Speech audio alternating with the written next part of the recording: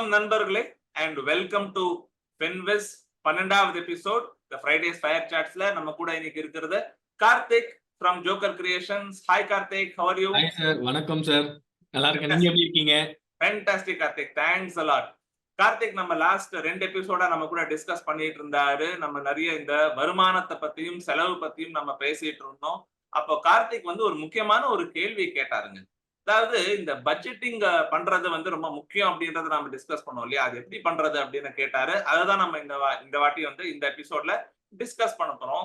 So Karthik, first நான் உங்ககிட்ட கேள்வி கேட்கிறேன், எதுக்காக பட்ஜெட்டிங் பண்ணணும்னு நினைக்கிறீங்க? யா சார், இப்போ எதுல எல்லாம் நம்ம செலவு பண்றோம் அதெல்லாம் வந்துட்டு கரெக்டா பண்றோமான்னு தெரிஞ்சுக்க. அவ்வளவுதானா? எனக்கு தெரிஞ்சு ஓகே. சரி, அதாவது கார்த்திக், நம்ம வந்து லாஸ்ட் எபிசோட்ல சொன்ன மாதிரி தான், நம்ம வந்து சம்பாதிக்கிறது எவ்வளவு வேணா சம்பாதிக்கலாம், ஆனா எங்க செலவு பண்றோம் தெரியாம இருந்தோம்னு வச்சுக்கோங்க, எவ்வளவு சம்பாதிச்சாலும் பத்தாம போயிடும். மெயின் ரீசன் நம்ம பட்ஜெட்டிங் பண்றது என்ன பாத்தீங்கன்னா, இது கஞ்சத்தனமா வாழ்றதுக்கு கிடையாது. ஃபர்ஸ்ட் ஓகேங்களா, இது கஞ்சத்தனமா வாழ்றதுக்கு கிடையாது. இது வந்து ரொம்ப பியூட்டிஃபுல்லா வாரன் பஃபெட்டோட வார்த்தையில சொல்லணும்னா, இட் இஸ் ஃப்ரூகல் லிவிங் அப்படின்னு சொல்லுவாங்க. ஃப்ரூகல் லிவிங் அப்படின்னா சிக்கனமா வாழ்றதுன்னு அர்த்தம். சிக்கனமா வாழ்றதுன்னா என்ன அப்படின்னு பாத்தீங்கன்னா, எனக்கு என்னெல்லாம் தேவைகள் இருக்கோ எல்லா தேவைகளுக்கும் எனக்கு பணம் இருக்கணும். எப்பெல்லாம் எனக்கு எவ்வளவு பணம் வேணும்னு நினைக்கிறேனோ அப்பப்போ அந்தந்த டைம்ல எனக்கு அந்த பணம் இருக்கிற மாதிரி நம்ம பிளான் பண்றது முக்கியம். அதுதான் முதல் இம்பார்ட்டன்டான விஷயம். நம்ம ப்ராப்பரா பட்ஜெட்டிங் பண்ணோம்னா ஓகேங்களா. ரெண்டாவது, நீங்க நிறைய பேர் கேள்விப்பட்டிருப்பீங்க, எனக்கு வந்து கொஞ்சம் ஸ்ட்ரெஸ்ஸா இருக்கு, ஓகேங்களா, பயமா இருக்கு, எனக்கு ஆங்ஸைட்டி இருக்கு, ஃபைனான்சியலி வரி இருக்கு அப்படின்னு சொல்லுவாங்க. ஓகே, சோ இந்த ஃபைனான்சியல் வரிஸ் எல்லாம் ஏன் வருது அப்படின்னு பாத்தீங்கன்னா, சிம்பிளா ஒரு உதாரணம் சொல்றேன். நீங்க இந்த ரோலர் கோஸ்டர் ரைட் எல்லாம் போயிருக்கீங்களா? போயிருக்கேன். இந்த தீம் பார்க்ல எல்லாம். அப்போ டக்குன்னு இது லெஃப்ட்ல திரும்புமா ரைட்ல திரும்புமா என்ன ஆகும், டப்புன்னு விழ போறதா ஏற போறதா அப்படின்னு நமக்கு தெரியாம இருக்கும்போது அது எக்ஸைட்டிங்கா இருக்கும். கண்டிப்பா பயம், பட் இட் இஸ் எக்ஸைட்மெண்ட். சரிங்களா? அந்த எக்ஸைட்மெண்ட் வந்து 1 நிமிஷம் 2 நிமிஷத்துக்கு தான் நார்மலா இந்த ரைடு. அதுக்கப்புறமா we will come back to a stable normal environment. இது throughout ஒரு 24 hours உங்க ரோலர் கோஸ்டர் ரைட்ல போட்டா என்ன ஆயிடும்? தலைவலி வந்துரும். It becomes sick and tired இல்லையா? சோ வாழ்க்கையில சம்டைம்ஸ் ரோலர் கோஸ்டர் ரைடு இருக்கும்போது ஓகே, கஷ்டமா இருந்தாலும் தட்ஸ் ஓகே, பட் தென் வாழ்க்கையே அப்படி ஸ்ட்ரெஸ்ஃபுல்லா இருக்க கூடாது. சோ அப்போ நம்ம பட்ஜெட்டிங் போட்டா என்ன ஆகும் அப்படின்னா, நமக்கு தெரியும் எப்போ எவ்வளவு அளவுக்கு எங்கெல்லாம் நம்ம வந்து பணம் போறது. அப்போ என்ன ஆகும், we will feel more having control on our financial life. நமக்கு ஒரு விஷயம் நடக்க போகிறது முன்கூட்டியே தெரிஞ்சதுன்னு வச்சுக்கோங்க, we will have some control. அப்ப நமக்கு ஒரு financial stability இருக்கிற மாதிரி ஒரு ஃபீலிங் வரும். நம்ம finances நம்ம கண்ட்ரோல்ல தான் இருக்கு, வாழ்க்கை நம்ம கண்ட்ரோல்ல தான் இருக்கு அப்படின்றது ரொம்ப முக்கியமான ஒரு feeling that a person needs in his life for stability. சரிங்களா? அடுத்தது என்ன ஆகும் அப்படின்னா, நிறைய பேர் பாத்துருக்கீங்க, பார்த்த உடனே பிடிச்சது வாங்கிட்டேன், பொண்ணு பாக்குற மாதிரி லவ் அட் ஃபர்ஸ்ட் சைட் அப்படின்னு சொல்லிட்டு இம்பல்சிவ் பையர்ஸ் அப்படின்னு சில பேர் இருக்காங்க. எப்பவுமே இம்பல்சிவ் பையர்ஸா இருந்தாங்க வச்சுக்கோங்க, you will feel your life is not under your control. அப்போ it is important to be responsible spender. So ஒரு ரெஸ்பான்சிபிள் ஸ்பெண்டரா நம்ம எப்போ இருக்க முடியும் அப்படின்னா, நமக்கு ப்ராப்பரா பட்ஜெட் போட்டாதான். இப்போ ஒரு இடத்துல நம்ம செலவு பண்ண போகும்பொழுது நீங்க நிறைய வாட்டி பார்த்திருப்பீங்க, பசங்களுக்கு லிமிட்டட் ரிசோர்சஸ கொடுத்து இதுலதான் நீங்க வந்து பண்ணணும் அப்படின் போது they will try to get the maximum out of it. So நம்ம ஒரு பட்ஜெட் போட்டு இதுக்குள்ள இருக்கணும் நம்ம பிளான் போட்டோம்னு வச்சுக்கோங்க, கரெக்டா அதுக்குள்ள அந்த மாசத்துல எல்லாத்தையும் நம்ம வந்து அச்சீவ் பண்ணிட்டோம் அப்படின்னா it will give you a sense of accomplishment. சூப்பரான ஒரு செல்ஃப் கான்ஃபிடன்ஸ் பூஸ்டரா இருக்கும். சோ அந்த மாதிரி ஒரு ஃபைனான்சியல் கண்ட்ரோல் வரணும் அப்படின்னா ப்ராப்பரா பட்ஜெட் போட்டாதாங்க இது முடியும். சார் அப்போ எப்படி இந்த மாதிரி எல்லாம் பட்ஜெட்டிங் பண்ணலாம்? Very good. சோ பட்ஜெட்டிங் அப்படின்றது என்ன, இது வந்து எவ்ரி இயர் நேஷனல் லெவல்ல ஒவ்வொரு கண்ட்ரியும் வந்து நார்மலா பண்ணுவாங்க. இது பட்ஜெட்டிங் தான் வந்து February 1ஆம் தேதி for our India the finance minister will do. ஓகேங்களா? இது வந்து எல்லாரும் ஆவலோட காத்துட்டு இருப்பாங்க இல்லையா, இந்த February 1ஆம் தேதி இந்த பட்ஜெட்ல என்ன சொல்ல போறாங்க, டிபிக்கலா என்ன நடக்கும் பட்ஜெட்ல அப்படின்னு பாத்தீங்கன்னா, என்னெல்லாம் செலவு பண்ணோம் கடந்த வருஷம் போட்ட பட்ஜெட்ல, என்னெல்லாம் எஸ்டிமேட் பண்ணோம், ரியலிஸ்டிக்கலா என்ன நடந்தது அப்படின்றத ஃபினான்ஸ் மினிஸ்டர் பிரசன்ட் பண்ணுவாங்க. அடுத்தது என்ன பண்ணுவாங்க அப்படின்னா, அடுத்த வருஷம் எங்கெல்லாம் நம்ம செலவு பண்ண போறோம், அந்த செலவுக்கு எங்கெந்தெல்லாம் வருமானம் வரப்போகுது, அப்போ இதெல்லாம் நம்ம டாக்ஸஸ் இன்க்ரீஸ் பண்ண போறோம், எங்கெல்லாம் சலுகைகள் கொடுக்க போறோம், என்னென்ன செக்டருக்கு எவ்வளவு அலோகேஷன் பண்ணிருக்காங்க அப்படின்றத ஃபினான்ஸ் மினிஸ்டர் கண்ட்ரிக்கு பிளான் பண்ணதான் அவங்க சொல்ல போறாங்க. With finance committee they would have taken the decision. இதை நம்ம குட்டியா நம்ம ஃபேமிலி லெவல்ல பண்றது தாங்க பட்ஜெட்டிங். அப்ப நம்ம பட்ஜெட்டிங்ல என்ன பண்ண போறோம், அடுத்த மாசத்துக்கு என்னெல்லாம் செலவு இருக்க போறது அப்படின்னு யோசிச்சு அதெல்லாம் நம்ம கணக்கீடு போட போறோம். ஓகேங்களா? ஒரு உதாரணத்துக்கு இது டிபெண்டிங் ஆன் ஒவ்வொரு ஃபேமிலிக்கும் இது மாறும். இட் இஸ் ஹைலி கஸ்டமைஸ்டு விஷயம். ஓகேங்களா? நான் சும்மா ஒரு சாம்பிளுக்காக நான் உங்களுக்கு ஒரு எக்ஸல் ஷீட்டை காமிக்கிறேன். இந்த எக்ஸல் ஷீட்ல பாருங்க, வேற வேற தலைப்புகள்ல நான் இதை வந்து உங்களுக்கு டிவைட் பண்ணியிருக்கேன். இப்ப பாருங்க, ஹவுசிங் அப்படின்னா ரெண்ட் எவ்வளோ, இல்ல வாட்டர், எலக்ட்ரிசிட்டி, மெயின்டெனன்ஸ், ரிப்பேர்ஸ், ஃபர்னிஷிங்க்கு, சேஞ்ச் இன் அப்போல்ஸ்ட்ரி, இல்ல நம்ம வீட்டுல ஹவுஸ் ஹோல்ட் ஐட்டம்ஸ் வாங்குறோம், குரோசரி, மில்க், வெஜிடபிள், ஃப்ரூட்ஸ், இல்ல மெய்ட் சேலரி கொடுக்க போறீங்க, டிராவல் பண்ணும்போது ஃபியூவல் எவ்வளவு ஆக போகுது, மெயின்டெனன்ஸ் எவ்வளவு ஆக போறது, செலவு ஃபார் த வெஹிக்கல் மெயின்டெனன்ஸ், இல்ல ஹெல்த் கேர் அப்படின் போது பசங்களுக்கு, அம்மா அப்பாக்கு, இன்லாஸுக்கு, உங்களோட own medical bills for the self and the spouse. அந்த மாதிரியான ஒவ்வொரு விஷயங்களையும் நீங்க வந்து ஹெட்டிங் வைஸா இந்த description is purely personalised what it is for you. So இந்த மாதிரி இந்த லிஸ்ட்டை போடணும். ஃபர்ஸ்ட் இந்த லிஸ்ட்டை போட்டுட்டு அந்த பர்டிகுலர் மந்த், ஜனவரி மந்தா, நீங்க எவ்வளவு பட்ஜெட் பண்றீங்க, அது எவ்வளவு ஆயிடும்? பட்ஜெட்டட் அப்படின்றது நீங்க எவ்வளவு இந்த மாசம் செலவாகும் எதிர்பார்க்கிறது. புரியுதுங்களா? புரியுது புரியுது. இது ஆனா வந்து ம். சொல்லுங்க கார்த்திக். ஆனா அதுக்கு அடுத்தது பாத்தீங்கன்னா ஆக்சுவலா என்ன நடக்குது, கால்குலேட் பண்றோம். கரெக்ட். சோ இந்த பட்ஜெட்டட் தான் ஃபர்ஸ்ட் அந்த மாசம் ஆரம்பிக்கும் பொழுதே நீங்க போட்டு வச்சிருக்கணும். ஓகேங்களா? சில செலவுகள் வந்து ஈவென்ட் பேஸ்டா இருக்கும். ஈவென்ட் பேஸ்ட்னா என்ன அர்த்தம்? பொங்கல் வரும்போது அதுக்கு ஏத்தன செலவு அதிகமா இருக்கலாம். தீபாவளி வரும்போது அதுக்கு ஏத்தன செலவு அதிகமா இருக்கலாம். இல்ல உங்களோட பர்த்டேக்கு, இல்ல வைஃப் பர்த்டே, பசங்களோட பர்த்டே, அம்மா அப்பா பர்த்டே, அப்போ ஈவென்ட் பேஸ்டு அந்த பர்டிகுலர் மாசம் கொஞ்சம் செலவு அதிகமா இருக்கலாம். சோ முன்கூட்டியே நீங்க அதை தெரிஞ்சுட்டு இந்த எக்ஸல் ஷீட்ல நீங்க பார்த்திருப்பீங்க. ஐ வுட் ஹவ் ஷேர்டு இது மந்த் ஆன் மந்த் பேசிஸ் நீங்க இப்படி போடலாம். ஜனவரி, பிப்ரவரி, மார்ச் அப்படின்னு you can do this budget sheet for the entire year before itself and keep. So இந்த பட்ஜெட் ஷீட்ல ஈவென்ட் பேஸ்டா இருக்கிறதெல்லாம் கூட நீங்க அந்தந்த மாசத்துக்கு போடலாம். இப்போ ஈவென்ட் பேஸ்ட் அப்படின்னு சொல்லும்போது நான் பர்த்டே சொன்னேன். சிலதெல்லாம் வந்து என்ன ஆகும் அப்படின்னா it will depend on frequency. For example property tax கட்டுறது, it will come once in or that's twice in a year, half yearly basis. இல்ல நீங்க வண்டி வச்சிருக்கீங்க, அதுக்கு insurance premium, it might come in the month of October or April depending on when you have taken the insurance policy. இல்ல சில case life insurance policy premium quarterly கட்டுறவங்க இருக்காங்க, மந்த்லியோ இயர்லியோ. சோ முன்னாடியே நீங்க என்ன பண்ணலாம், எந்தெந்த மாசம் அந்த பர்டிகுலர் ஹெட் ஆஃப் எக்ஸ்பென்ஸ் நமக்கு வரப்போகுதுன்னு போட்டு வச்சிடலாம் பட்ஜெட்டர்ல. அண்ட் முக்கியமான விஷயம், ஆஸ் அண்ட் ஒன் அந்த செலவு ஆகும்போது அதை நம்ம ரெக்கார்ட் பண்ணணும். இப்ப நான் உங்களுக்கு எக்ஸல் ஷீட் காமிச்சது, சில பேர் are good in excel sheet system அப்படி மெயின்டைன் பண்றது வசதியா இருக்கலாம். Some of them are happy in paper and pen method. ஓகேங்களா? சோ நீங்க ஒரு புத்தகத்தை இதுக்காக ஒரு சின்னதா ஒரு பாக்கெட் டைரி மாதிரி வாங்கி அதுல நீங்க எழுதி வைக்கலாம், உங்க வசதி தான். ஓகேங்களா? So depending on what is convenient. Some of them techies, இந்த மில்லியனர்ஸ் என்ன பண்ணுவாங்கன்னா ஆப் இருக்கே சார் அப்படின்வாங்க. கரெக்ட். இந்த ஆப்ல எல்லாம் நீங்க செலவு பண்ணும்போது அந்த பில்லோட காப்பி கூட ஸ்கேன் பண்ணி அப்லோட் பண்ணிடலாம்.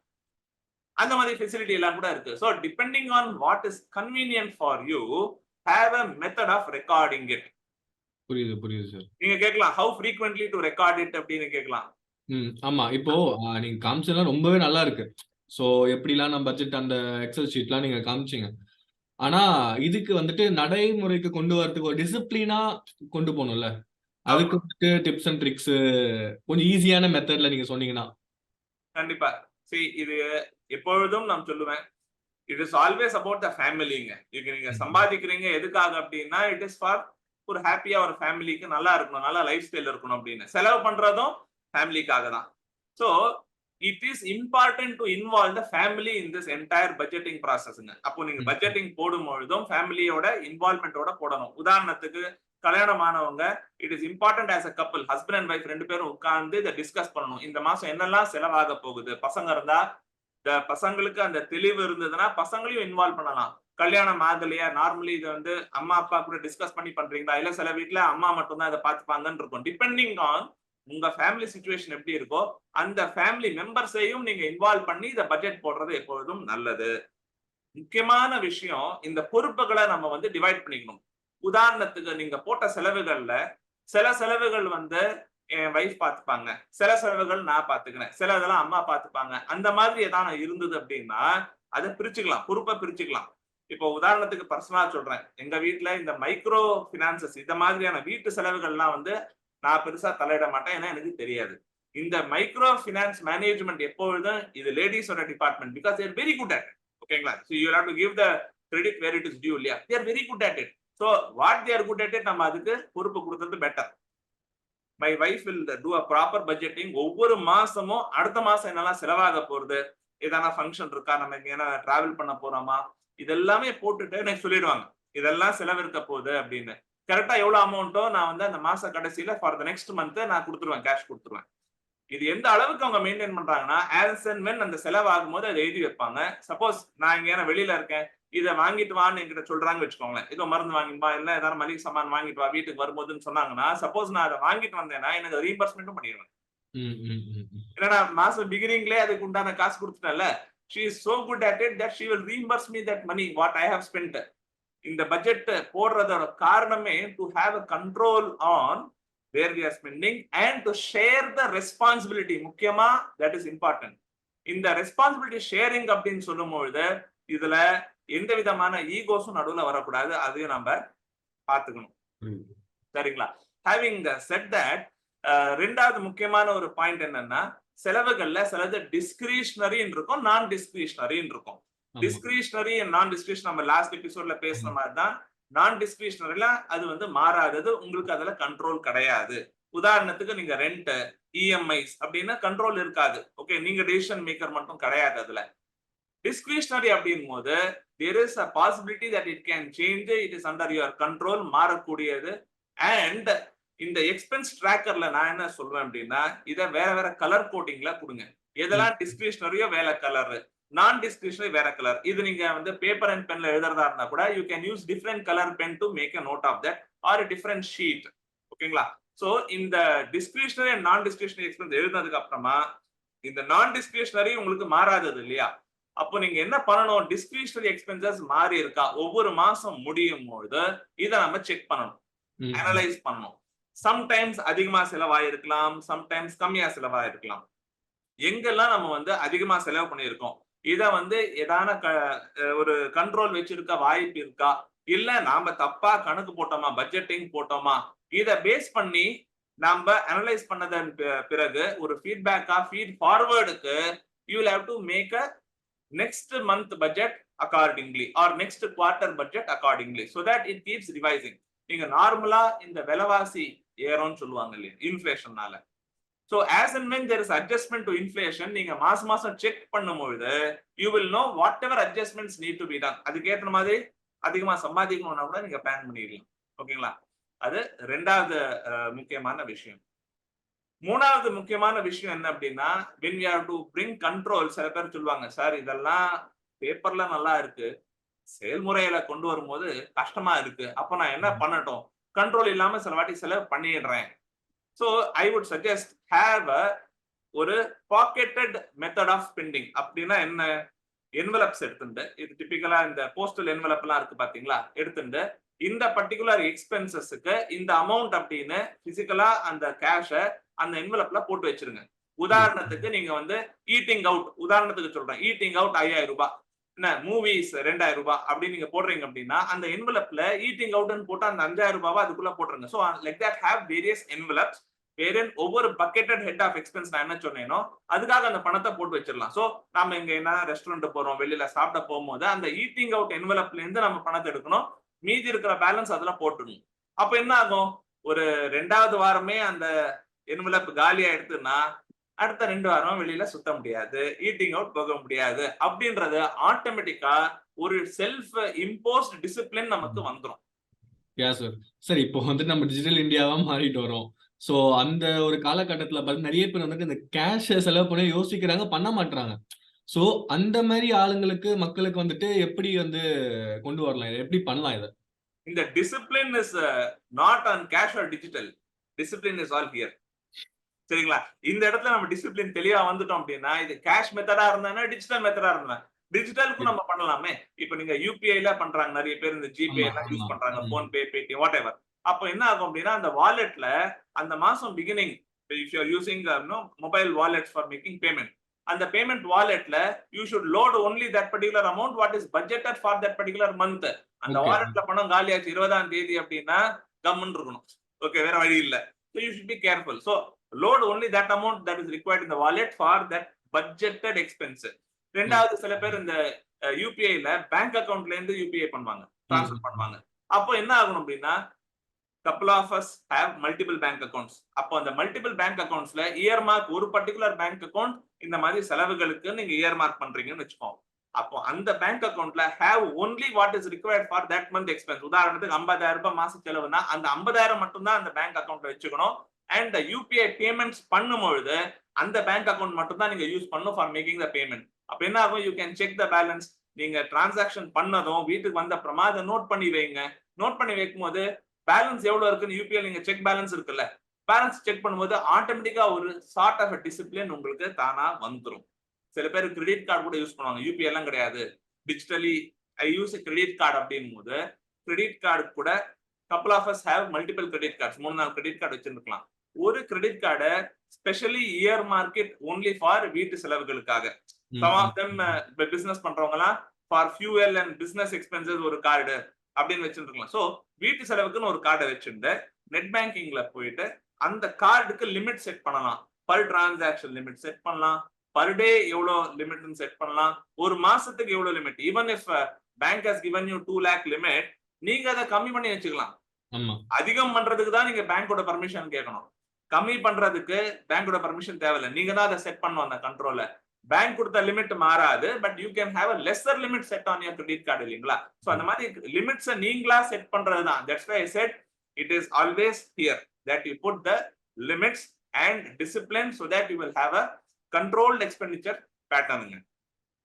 Okay sir, okay, thank you. நல்லா எனக்கு இந்த ஒரு நல்ல லேர்னிங்கா இருக்கு எனக்கு. ஓகே, எப்படிலாம் பட்ஜெட் பண்ணலாம்னு சொல்லிட்டு இதா இருக்கு. கண்டிப்பா நான் வந்து இந்த வருஷம் நான் அதை ஒரு ரெசல்யூஷனா எடுத்து நான் ஃபாலோ பண்றேன். நான் இதை ஃபர்ஸ்ட் திங். ஃபேண்டாஸ்டிக். நேயர்களே, உங்களுக்கு எந்த பட்ஜெட்டிங் மெத்தட் ரொம்ப பிடிச்சது, எதை நீங்க கடைபிடிக்கணும் அப்படின்னு நீங்க நினைக்கிறீங்க, கண்டிப்பா கமெண்ட்ல எங்க கூட ஷேர் பண்ணுங்க. அண்ட் இந்த வீடியோ பிடிச்சிருந்ததுன்னா லைக் பட்டன் கிளிக் பண்ணிட்டு உங்க நண்பர்கள் அத்தனை பேர் கூட ஷேர் பண்ணுங்க.